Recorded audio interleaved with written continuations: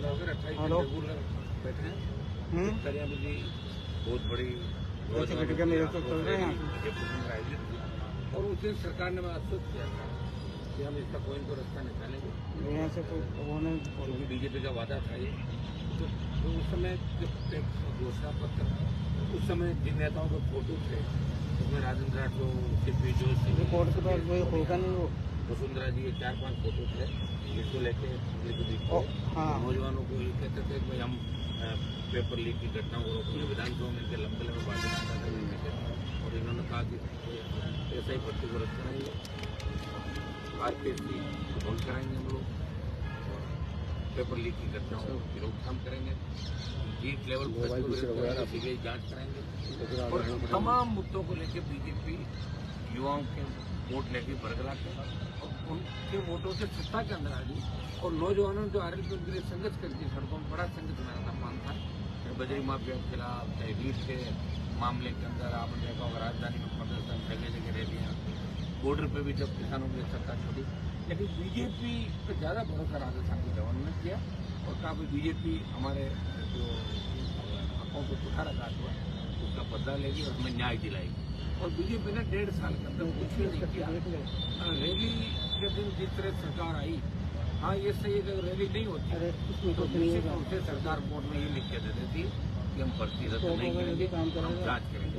Rally का इतना असर पड़ा दिल्ली तक कि भारतीय जनता पार्टी के अंदर एक वर्ग भी बात करने लग गया, अगर भर्ती रद्द नहीं करी, आरपीएससी भंग नहीं करी, पेपर मार्केट लगाम नहीं लगाई तो भारतीय जनता पार्टी का चोपड़ा साफ हो जाएगा।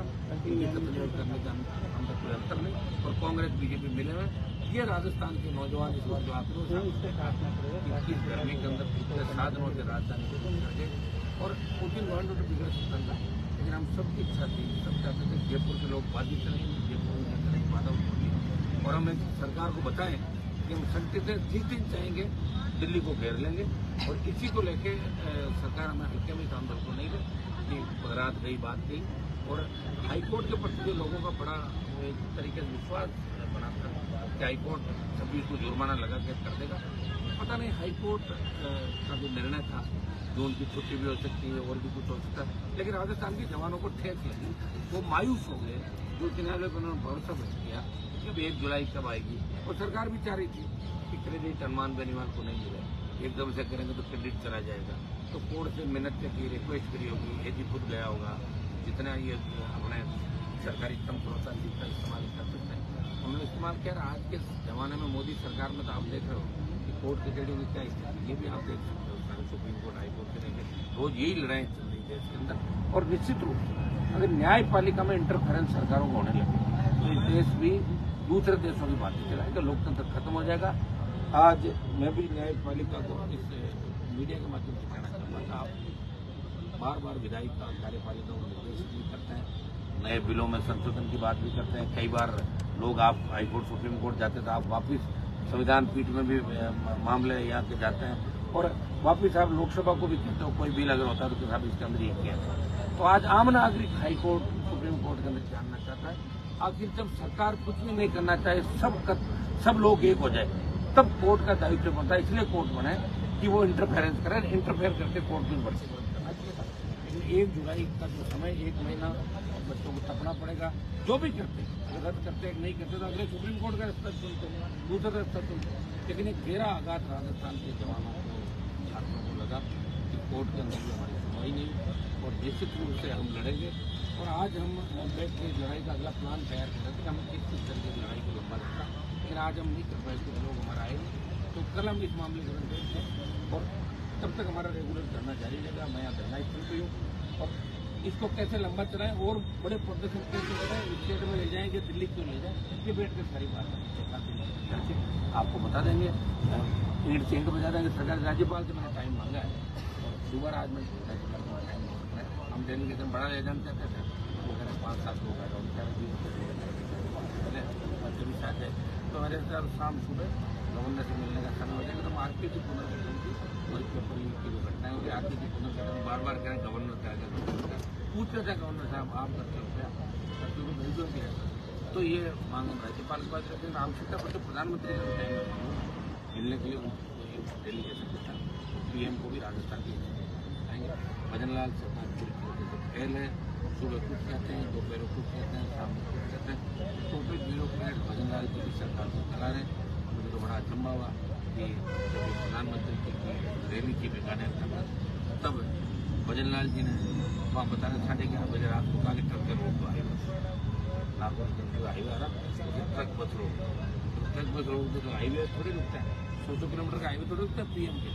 तो प्रधानमंत्री खुद कहते हैं कि मैं जब चलता हूँ मेरा रूट रुकता है तो कम से कम लोगों को पड़ता है, क्योंकि भजनलाल जी को नॉलेज ही नहीं है। नॉलेज मैं तो कहाँ से दे सकता हूँ, मेरी पार्टी में आए तो दे दूँ, और खुद पार्टी कार्यालय सीधे सीएम बन के बहुत से नेताओं का अतिक्रमण करके उनको पर्ची खुली, उनकी किस्मत खुली।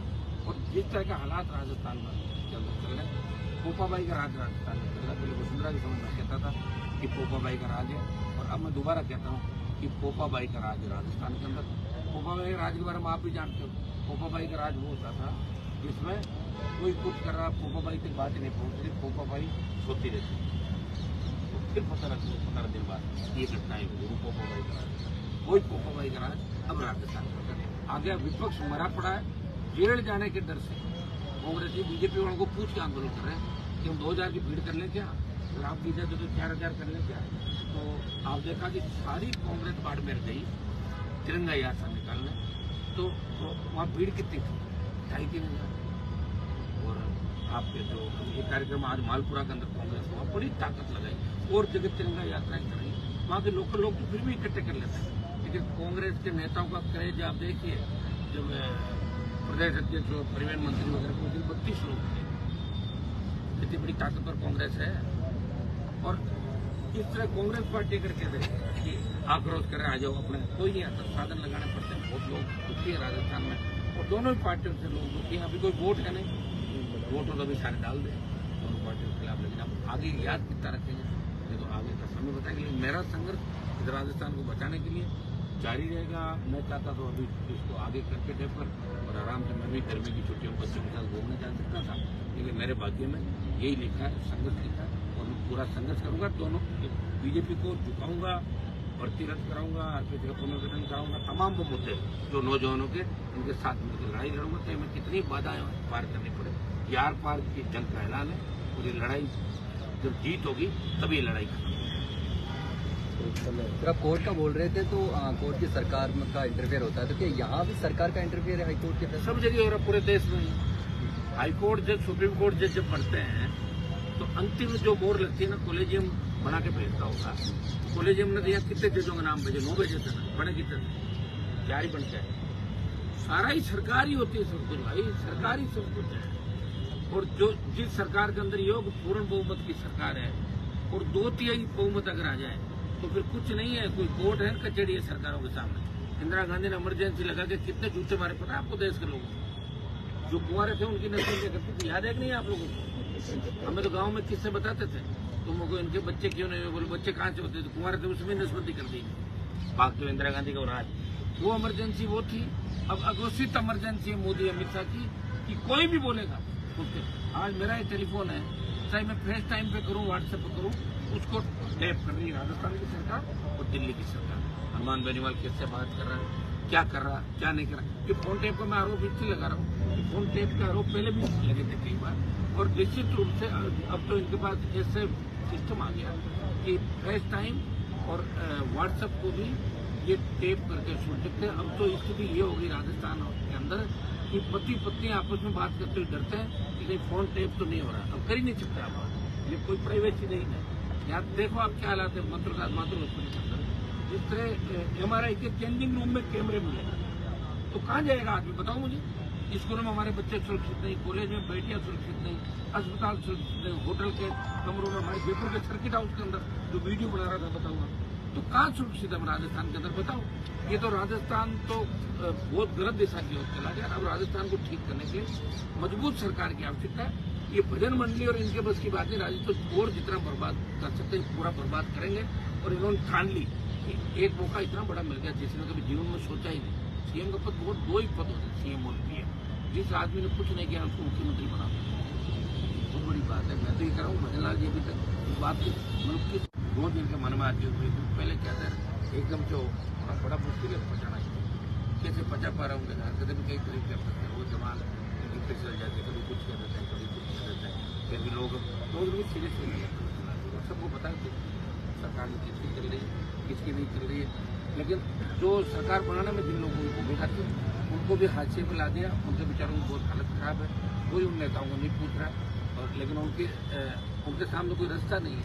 हर कोई हनुमान बेनीवाल नहीं बन सकता, हर कोई पार्टी नहीं बना सकता, हर कोई बगावत नहीं कर सकता। बगावत करने से बहुत ताकत चाहिए, बहुत हौसला चाहिए। वो तो हमारे जैसे लोग ही कर सकते हैं बगावत। तो राजस्थान के सम्मान के लिए लड़ते देखेंगे आपको।